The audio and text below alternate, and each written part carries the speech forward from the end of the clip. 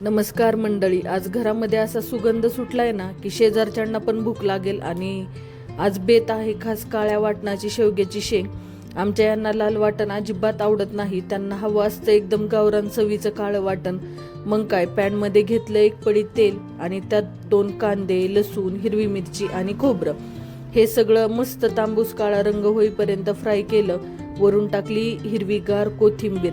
वाटण थंड होतंय तोवर म्हटलं हातासरशी कोशिंबीर पण करून घेऊया, वेळ वाचतो आणि जेवणाची ताटं पण पूर्ण दिसतात. इकडे सगळं कटिंग करून ठेवलंय. आता खरी जादू. 3 पळ्या तेलात हे वाटण परतलं. आणि एक महत्वाची टीप, भाजीला नेहमी उकळतं गरम पाणी वापरायचं.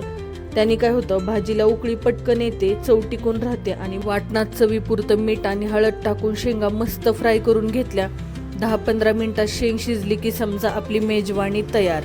हे बघा, असा झणझणीत कट आणि ही कोशिंबीर. आम्ही तर आता यावर मस्त ताव मारणार आहे. तुम्हाला आजचा बेत कसा वाटला कमेंटमध्ये नक्की सांगा.